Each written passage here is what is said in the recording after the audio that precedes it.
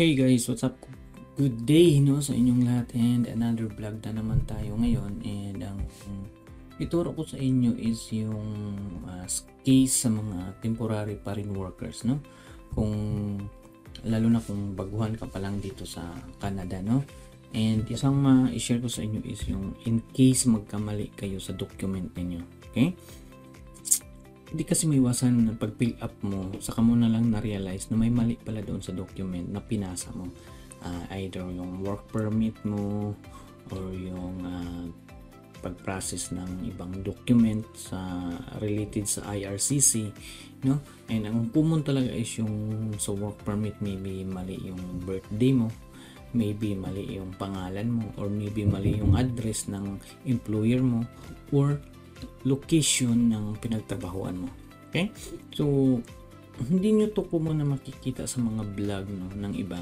Pero, i-share ko sa inyo it's because na-experience namin to and gusto ko na ma-share sa inyo para aware kayo. Okay? So, ngayon, ipakita ko sa inyo kung ano yung dapat ninyong gagawin at ano yung dapat ninyong pipilapan. Okay? Para mahabol nyo agad, para hindi ma-refuse yung ano ninyo, work permit ninyo or hindi magka-problema. Okay? So, continue watching this video until the end para magka-idea ka at para maiwasan mo yung pagkakamali na to. Okay?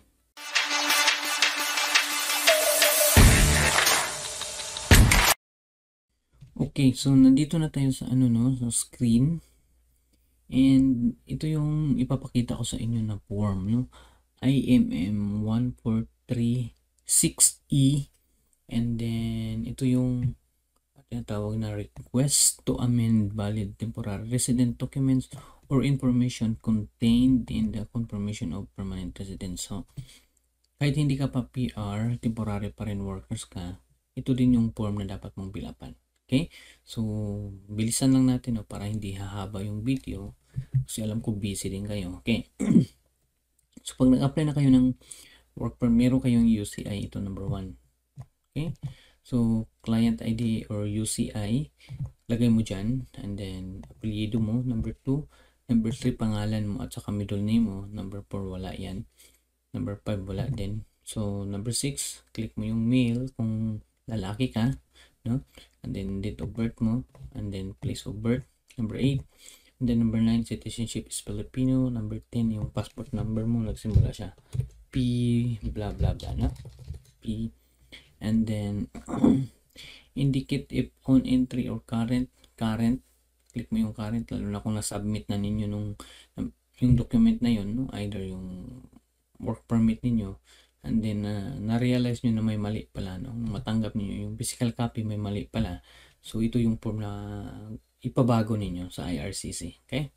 And then date issue, expiry date ng passport niyo, and then yung marital status ninyo, kung separated kayo or widow kayo or never married or married kayo, click nyo dyan. And then if you are married, is your spouse Canadian citizens or permanent residents? Answer is no. And then language of correspondence, number 14, English. And then yung current mailing address, no, number 15, PO box, and then yung unit and street number, kung meron kayong street number. Okay, so city and town, and then country or territory, and then province. So province is NL or short lang ng Newfoundland. Kung sa Nova Scotia kayo is NS, no?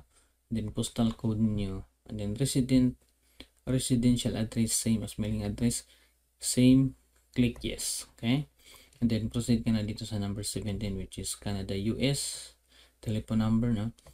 So type mo cellular, then number mo, no? Like 709 ganyan. Okay, number, and then country code is 1. Okay, ignore, and then yan na yun. And then yung email ninyo, no? Dito your email, gmail.com, lagay nyo dyan.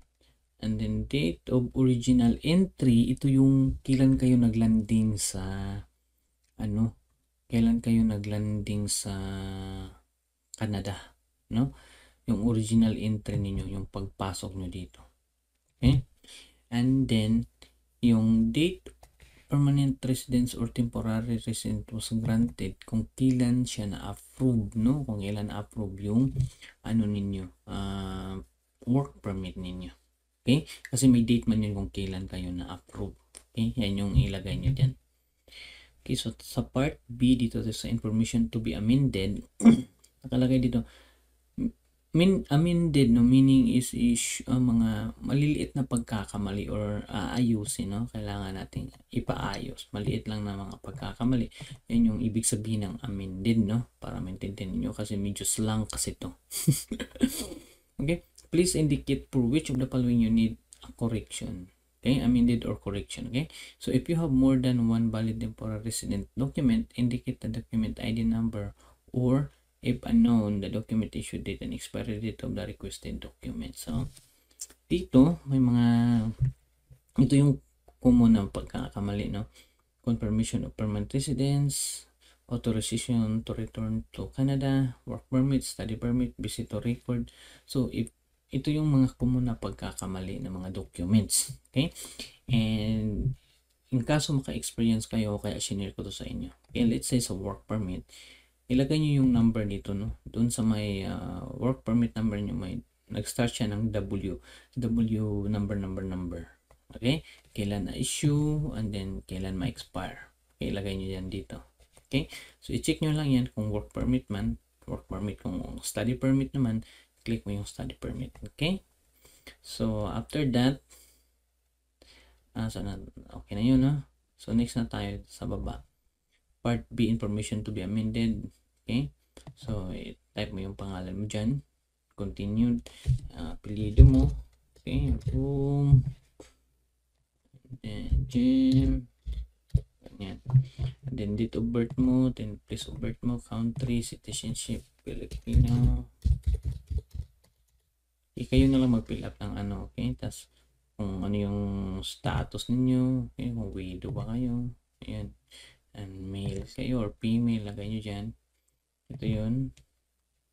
And then, yung kailan kayo na approve, no? Okay? So, C, if you're applying for amendment to your confirmation of permanent residence or record of landing and you are not Canadian citizen, have you, since your admission to Canada as a permanent resident, been convicted of a crime or offense in Canada or elsewhere? Okay? So, if you're applying daw kung ng confirmation of residence of record landing and you are not Canadian citizen, hindi ka Canadian citizens, since your admission to Canada as a permanent resident, been convicted of a crime or offense in Canada or elsewhere, the answer is no. Okay? Right? So, and then type mo dito reasons for requesting the amendments. Attach another sheet if you need more space. So, ito yung isusulat ninyo. Okay? So, I am writing to request a correction to an error in the employment location currently listed on my work permit. Kasi, let's assume na nagkamali yung IRCC, no? Nailagay nila na mali yung address ng work permit mo. Hindi yan pwede na mag-work ka sa ganitong address and then nakalagay sa work permit mo, iba ang address. Okay? Bantayan niyo yung address kasi napaka-importante niyan. Okay? Baka magka-problema pa kayo. Okay?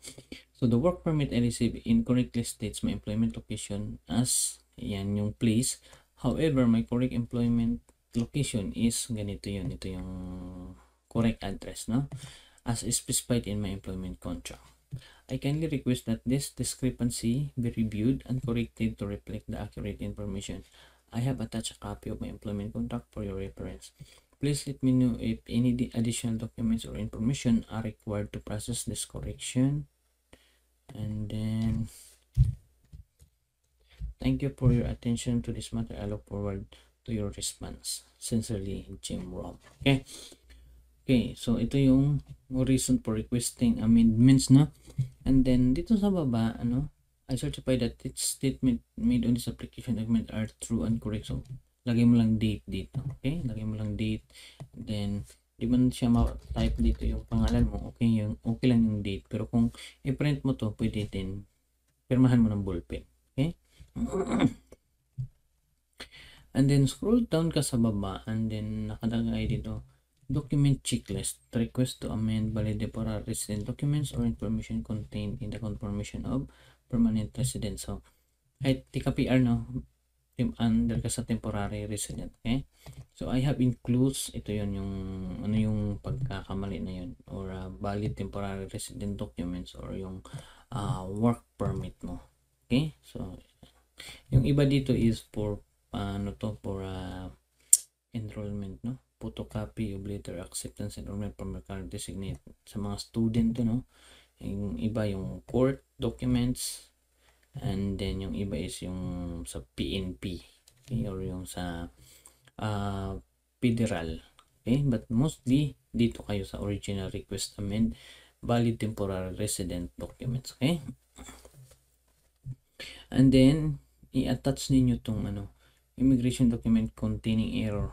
I-attach niyo kung ano yung pagkakamali, no? Original work permit, ibalik ninyo either study permit, visitor record, or permit to enter and remain in Canada. Ito yun. Ito yung mga IMM na to. I-attach ninyo, ipadala, no? Ilagay nyo sa envelope na maliit. Okay? So, email ninyo doon sa application form and all required documents to ito yung address. Request to amend valid temporary resident documents or information contained in the confirmation of permanent residence, and then Operation Support Center, PO Box 8784 STNT, CEC, Ottawa, Ontario, key 1G5G3. Okay, so dito ninyo i-send. Dito nyo i-mail. Okay? So, email niyo dyan para ma-correct na yung document na mali.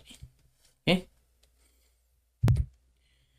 Okay, so I hope na malinaw, no? Malinaw sa inyo kung just in case, no, magkamali kayo sa mga pasa ninyo the document sa IRCC or sa Canada, then kailangan ninyong ipabago.